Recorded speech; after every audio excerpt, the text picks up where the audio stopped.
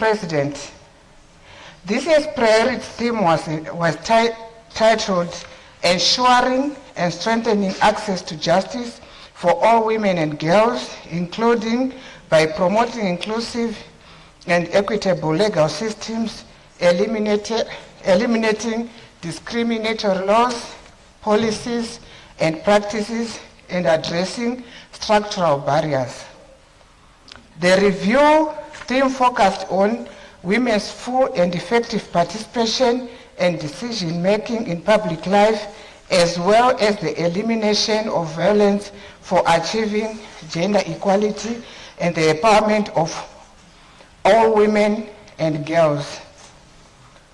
Mr. President, this year's CSW official opening session was significant, offering member states the opportunity to observe International Women's Day on 9 March 2026.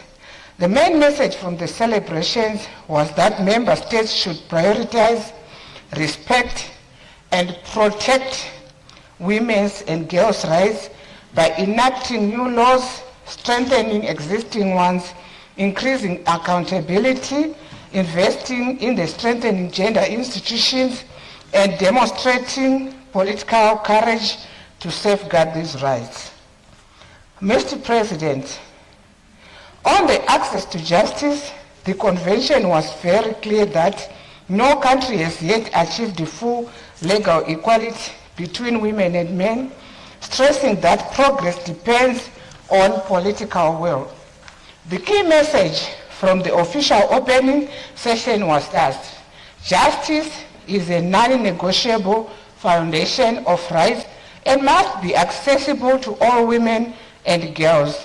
Presenters during the session expressed concern that access to justice remains selective and inaccessible and is denied to men, women, and girls across the globe. It was clear that women still face systematic barriers, discriminatory laws, unequal pay, forced marriage, and the absence of consent-based definitions of rape, among others. Mr. President, during the 2-week CSW hundreds of side events took place on the fringes of the main event. Parliament, in its role of representation, oversight, and legislation, participated in various side events, including the 3 meetings hosted by the Ministry of Women Affairs, Community, Small and Medium Enterprises Development. The first side event showcased the First Lady's efforts to enhance access to justice for women and girls through various initiatives under the esteemed office. The management was dismantling structural barriers to accessing justice.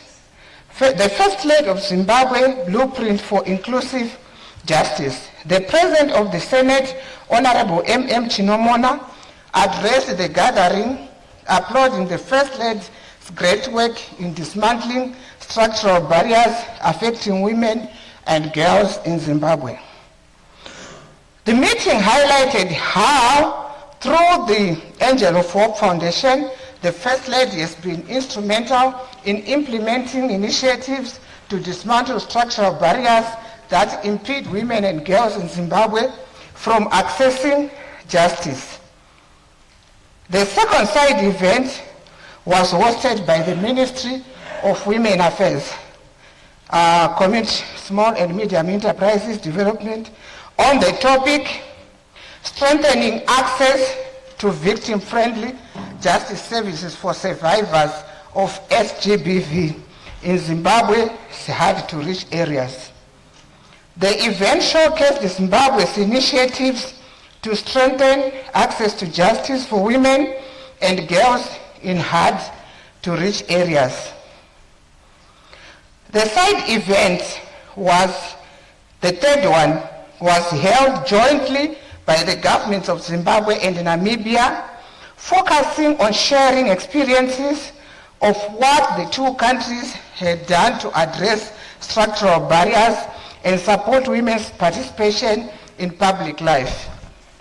The engagement meeting was held under the theme, Addressing Structural Barriers to Women's Leadership in Public Life, Pathways to the Achievements of Gender Equality.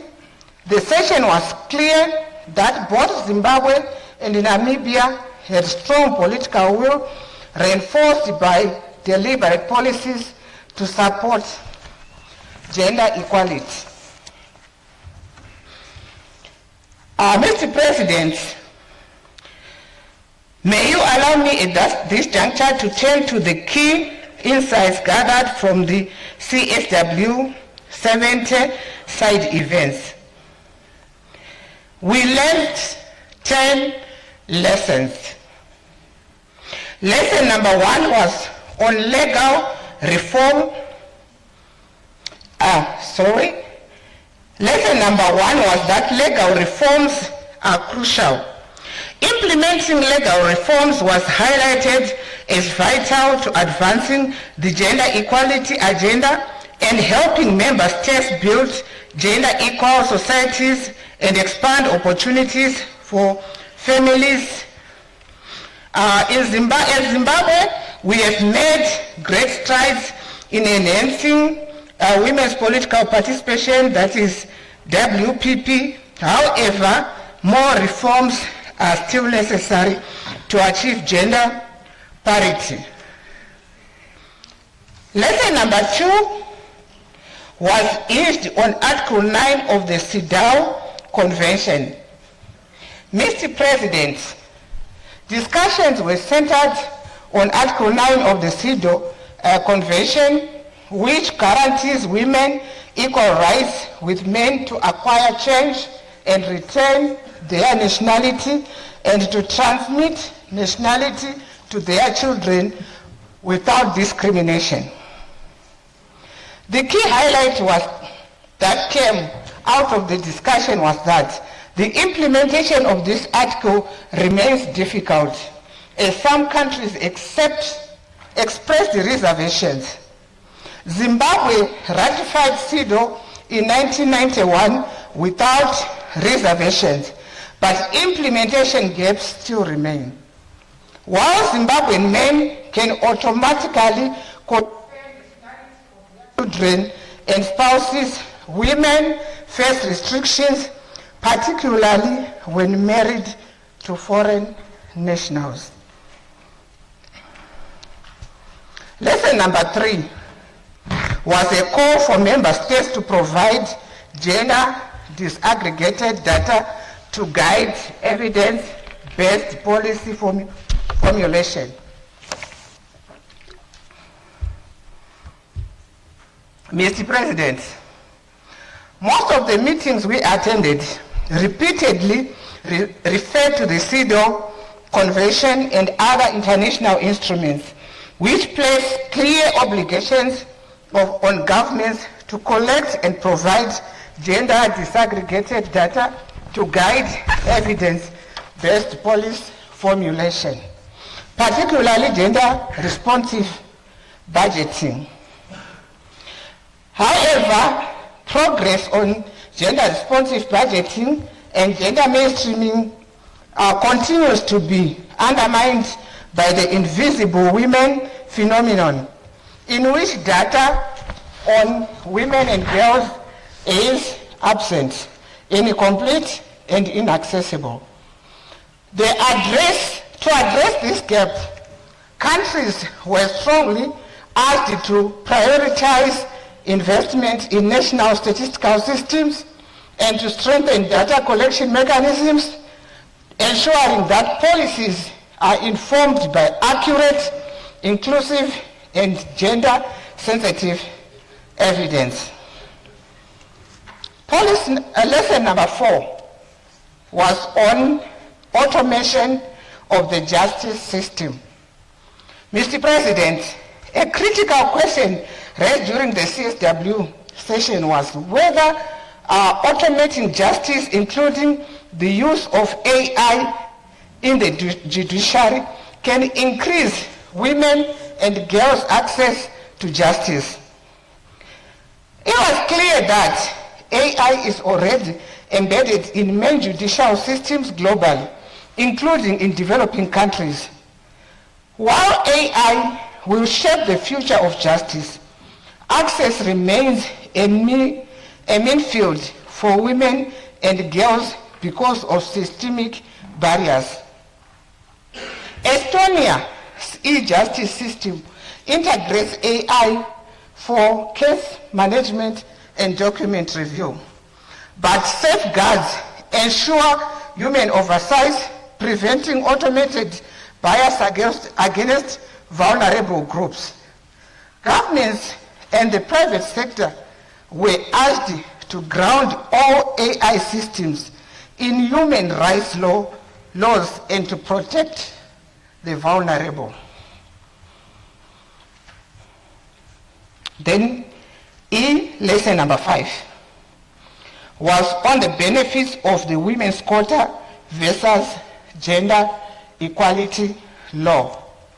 Mr. President, the meeting showed that countries with legislated quotas had made significant progress in guaranteeing women's participation in public life. It was revealed that most of these countries had achieved more than 30% representation, though efforts are still required to move towards full parity. Zimbabwe has benefited immensely from the quota system, achieving above 30% representation in parliament. Generally, member states agreed that quotas alone are not sufficient. Participants agreed that equal participation and representation are only possible when laws clearly stipulate a 50-50 split across all spheres. Thus, the gender equality law was cited as most effective. A few countries such as Ireland, Spain, Rwanda, Bolivia, and Mexico have achieved a legislated 50-50 gender parity in parliament. Thus, it was concluded that the promulgation of the gender equality law will significantly contribute to achieving gender parity goals as outlined in international, regional conventions, and national constitutions. On lesson number 6, Mr. President, it was on the call to end violence against women. The Spotlight initiative involving over 96 countries revealed alarming realities, including that fewer than 10% of gender-based violence survivors report to law enforcement and that approximately 1 in 3 women, that is around 730 million globally, experience GBV. These figures reflect the deep entrenchment of cultural and traditional norms that perpetuate silence and impunity. Countries were asked to quantify the losses associated with GBV. On lesson number 8 was on male engagement. Mr. President, I am pleased to report that most governments now recognize that preventing GBV requires cultural transformation and greater male involvement. In the campaign, Uganda, Rwanda, and Namibia have strengthened male engagement strategies, enlisting traditional and religious leaders as allies to challenge harmful norms and reduce GBV. This approach underscores the importance of mobilizing men and boys as partners in advancing women's rights and political participation. Zimbabwe needs to scale up in male engagement efforts, and this is pivotal to advancing the gender equality agenda. On lesson number 8 was to strengthen national gender institutions. Mr. President, discussions at CSW noted that commissions play a critical role in enhancing access to justice by receiving and investigating complaints, supporting survivors of gender-based violence, and in some cases challenging High Court decisions that could reverse significant progress in gender equality. From United Nations Women's perspective, gender commission are strategic accountability bodies that strengthen government efforts to implement the gender equality agenda. On that case, Mr. President, I would like to congratulate this august House for standing firm in ensuring that the Zimbabwe Gender Commission is not merged with the Human Rights Commission.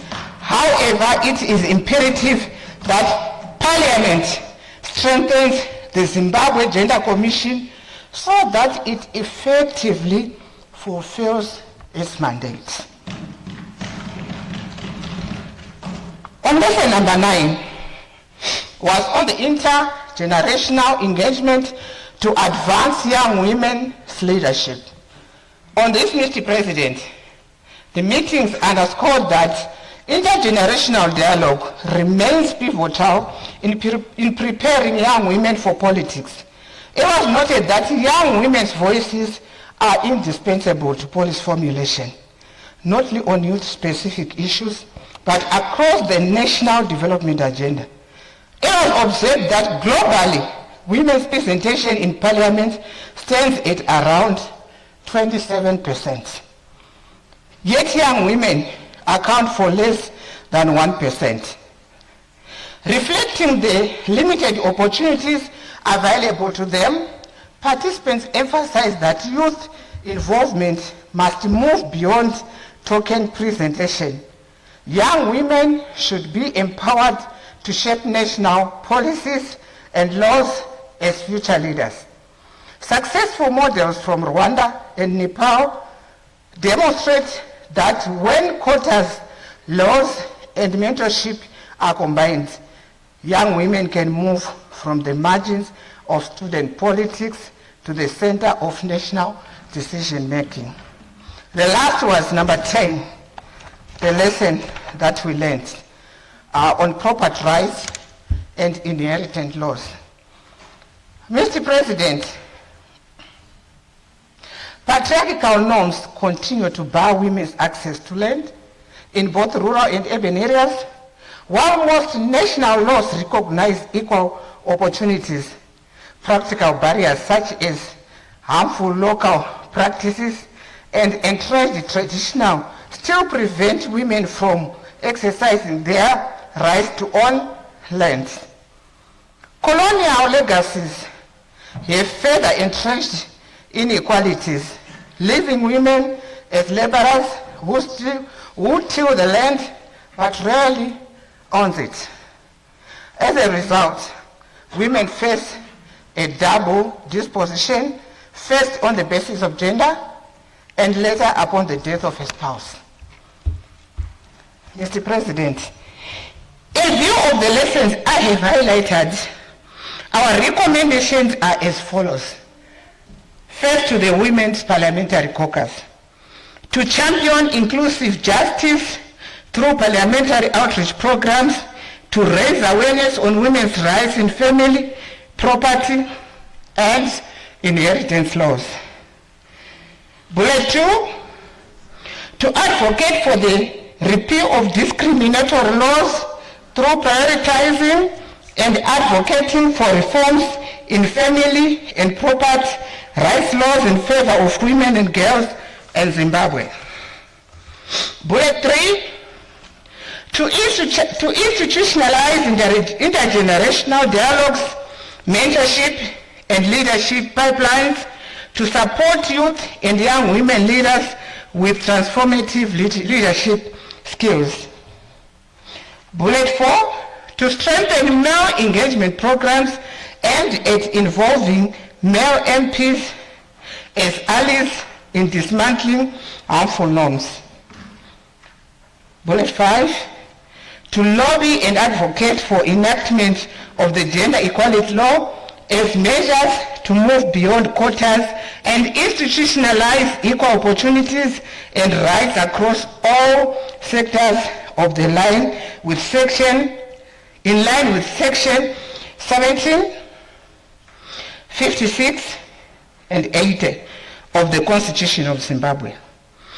And recommendation to the Portfolio Committee on Women Affairs, Community Small and Medium Enterprise Development, and the Thematic Committee on Gender and Development. Our recommendations were as follows: to monitor the implementation of gender policies by demanding regular reporting on GBV prevention programs and rehabilitation centers. To monitor the use of AI and digital justice systems, their impact on women and girls' access, and to ensure safeguards against bias and discrimination in emerging justice technologies. And finally, to monitor and strengthen the Zimbabwe Gender Commission's capacity to investigate complaints and enforce accountability. In conclusion, Mr. President, Zimbabwe's participation in CSW reaffirmed the urgency of dismantling structural barriers to justice and advancing gender equality. Parliament has a pivotal role in ensuring that commitments made in the global stage translate into laws, oversight mechanisms, and representation strategies that empower women and girls in Zimbabwe. This August House is therefore called to facilitate the adoption and implementation of all these recommendations therein. I so submit, Mr. President. I thank you.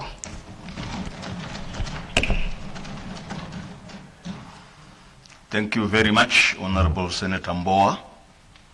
The question before the House is a motion by Honorable Senator Mbowa that this House takes note of the report on the 70th session of the Commission on the Status of Women, CSW 70, held from the 9th to the 19th of March 2026 at the United Nations headquarters, New York, United States of America. Is there any debate? I recognize Honorable Senator Ndebele.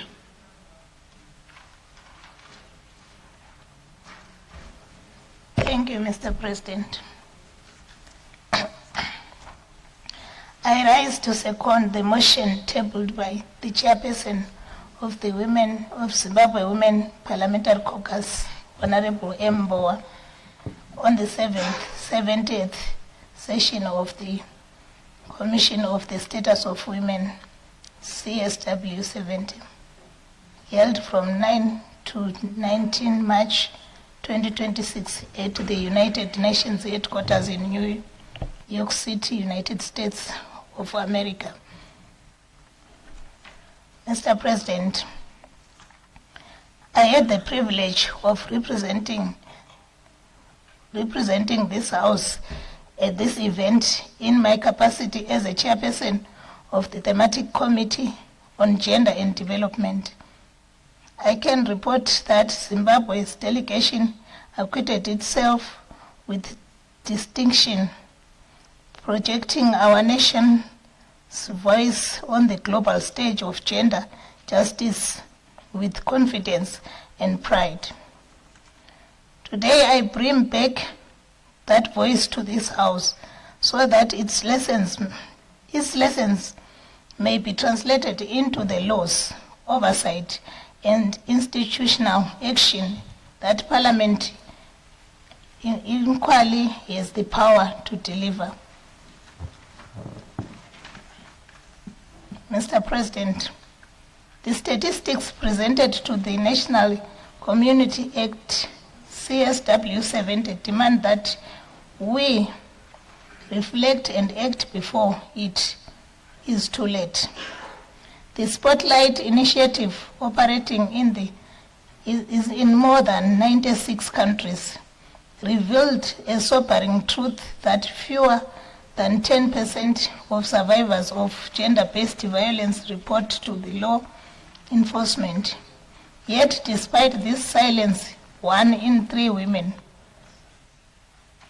approximately 730 million people worldwide experience gender-based violence in their lifetime. They are not figures. These are mothers, daughters, sisters, and colleagues. They are Zimbabwe women working among us. Many of them are crying wounds that this House has not yet done enough to heal. Mr. President, CSW 70 made it unmistakably clear that GBV is not only a moral crisis, but also a national development emergency. Uganda has already demonstrated with devastating clarity that medical expenses attributable to GBV alone cost the country at an estimated 21 billion annual US dollars. 21 billion US dollars annually. Beyond the financial reckoning lie the countless cost of lost productivity, interrupted civil participation, and stolen futures. In light of these findings, Zimbabwe cannot afford to leave this cost quantified and unaddressed. I therefore call the Minister of Women Affairs, with support from our Treasurer, to commission dedicated nation costing study of the economic burden of GBV in Zimbabwe, so that this House may legitimately legislate and budget with the full weight of evidence. Violence against women is a constitutional violation. It is an offense against Section 1756 and 80 of our Supreme Law. This Parliament is not a bystander. We are the guardians of the law. I therefore urge this House, August House, to endorse the recommendations to expand Zimbabwe's male engagement and traditional leadership mobilization programs for GBV as measures to curb this scourge. Mr. President, allow me to also comment on Parliament's role in legislating for gender equality. CSW 70 confirmed a consensus that countries, Zimbabwe included, must now translate aspirant into law. Quotas alone are not sufficient. Zimbabwe has benefited tremendously from the women's quota in the National Assembly, improving our gender parity score to 74.7% and advancing our global ranking to 49 out of 148 countries. We are proud of this progress, but Ireland, Spain, Rwanda, Bolivia, and Mexico have demonstrated that only a comprehensive gender equality law that mandates a 50-50 split across all spheres of public life provides structural guarantee beyond electoral cycles, delivering the full and permanent realization of gender parity. I add my voice to the growing call from the delegation of CWPC and the international community. Zimbabwe must enact its gender equality law without delay. Mr. President, I conclude this debate by inviting this august House to pursue and take pride in a milestone achieved and announced at CSW 70. Zimbabwe has been elected to serve on the Bureau of Commission on the status of women for the 2027 and 2030 term.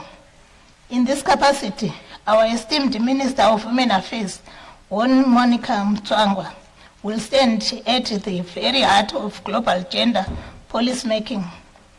This is only a powerful endorsement of your leadership, but also a historic recognition of Zimbabwe's rising structure within international architecture of gender and equality.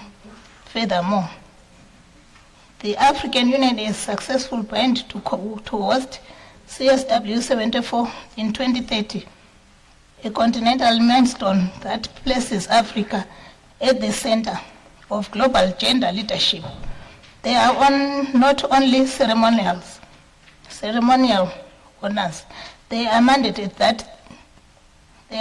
that this House must ensure are matched by the quality of our domestic legal framework, our institutional capacity, and our accountability to the women and girls of Zimbabwe who elected us into power. Mr. President, I therefore urge every honorable member on this House to support this debate, not as a formality, but as a commitment to the women who sent us here, to the girls watching us, and to the Zimbabwe we are called to build. I thank you.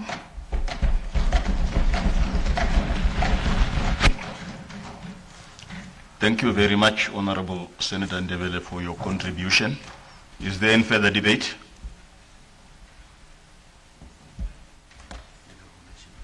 Any further debate?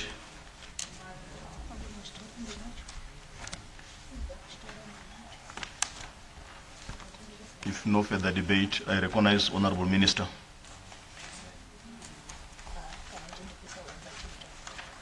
To adjourn the House.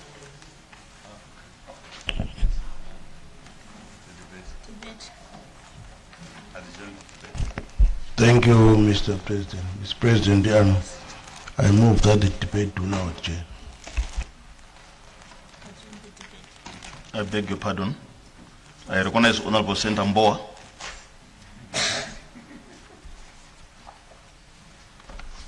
Thank you, Mr. President. I move that the debate do now adjourn. Who seconds? I second, Mr. President.